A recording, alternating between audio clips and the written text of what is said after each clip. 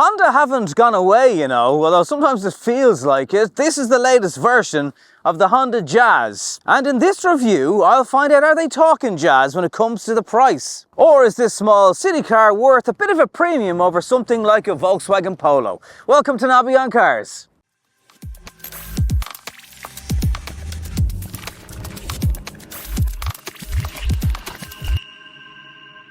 The Jazz gets as cute a face as ever. And when I say as ever, it's been around a long time, over 20 years. And I always remember an episode of Top Gear where Clarkson's mother owned one of these. And I thought, well, if it's good enough for Clarkson's mam, it must be all right. In the past, though, you had a few engine options. Now there's just one. It's a 1.5 hybrid with 107 brake horsepower.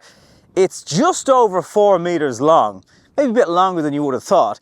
But the wheelbase between that wheel and this wheel is just over 2.5 meters, which gives you an abundance of rear legroom in particular, especially for this segment of car. One feature that is particularly unusual for this segment of car is, well, in general, how much rear legroom is back here, but also these magic seats from Honda. So they rise up like this. Both of them do, and you can get all this extra space into the rear of the car. And they lock in like this, and if you've got maybe a plant or something tall that needs to go in here and not in the boot, very, very handy. And then there's the cute straight down rear, which includes a wiper, EHEV here, so it's not a plug-in hybrid, it's just a regular hybrid. It's got a small battery, it gets topped up from the 1.5 petrol engine, that shuts down again, and even up to about 70, 80 kilometers an hour, you'll still be in EV mode. The boot is also quite practical for this size of car. 304 litres then, pretty much the norm, if not a bit bigger than some segments in this car. Even underneath the boot, there's a kind of a bucket area that you can throw dirty football boots, wash it out afterwards, just mucky items can disappear down there out of sight. And it's a very light boot, so open and closing for maybe less mobile drivers and passengers is easy. I've kind of been blown away by the amount of space in the back of the Jazz. There's so much space for your feet, your knees. It's just better than so many cars of this size. Take the Renault 5, for example. Not exactly comparable, but rear legroom in that compared to this, it's like being in the back of a Skoda Superb. It's really, really impressive.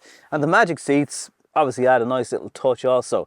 Weirdly, the only USB-C charging port is in the back of the armrest. There's none up the front.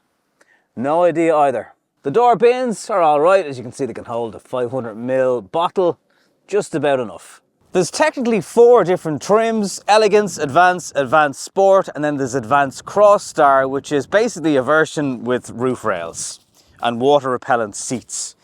The price, I'll get to that in just a second.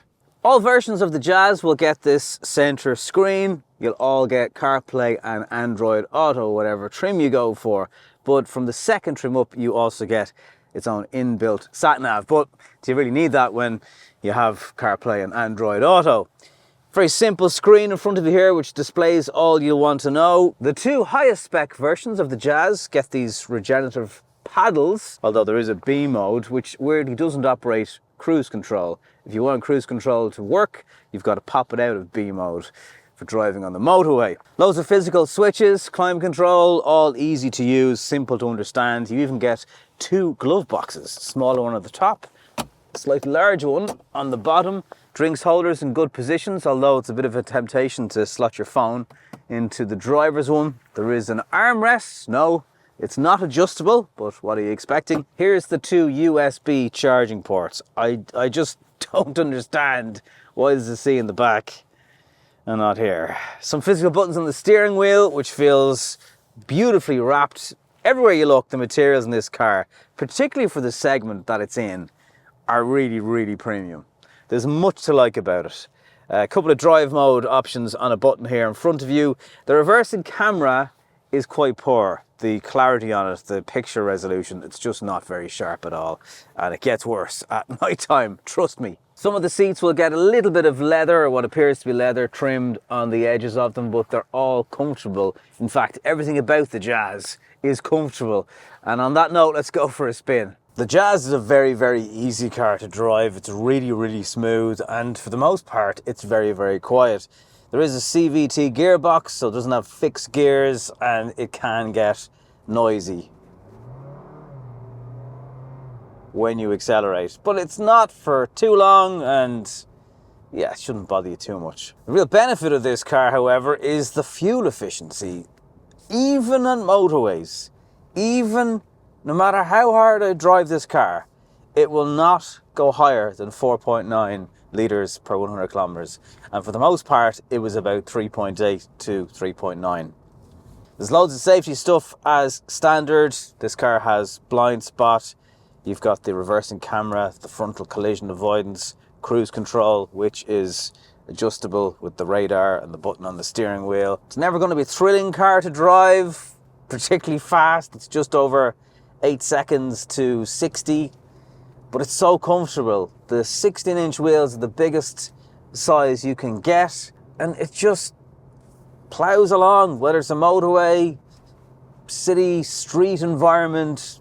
The Jazz is very, very comfortable on all those scenarios, and you'll definitely enjoy looking at how easy it is on fuel when you look down at your screen. Mentioned before, but up to about 80 kilometers an hour, you can be driving in EV mode. It does depend how much load the engine is under. If you're going up a steep hill or you're accelerating hard, it will disappear out of that. But as soon as the car settles down again, you'll see that EV mode pop up on the screen. And again, you're then running in the most fuel efficient of modes.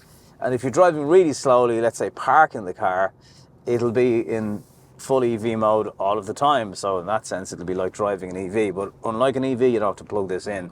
It just keeps topping up from the petrol engine over and over again. There's a decent amount of weight to the steering wheel. It's not particularly light for a city car, but it's just enough going on. If you wanted to do long journeys and you don't want a big car, maybe you're downsizing, you're thinking of downsizing, it really is a cool little thing. There's something likeable about it. It's never fast. It may not be the best looking car in the world. It handles well. Most Hondas do. But again, it's never really going to be a car you're experiencing for handling on purpose, because it's just not going to go fast enough.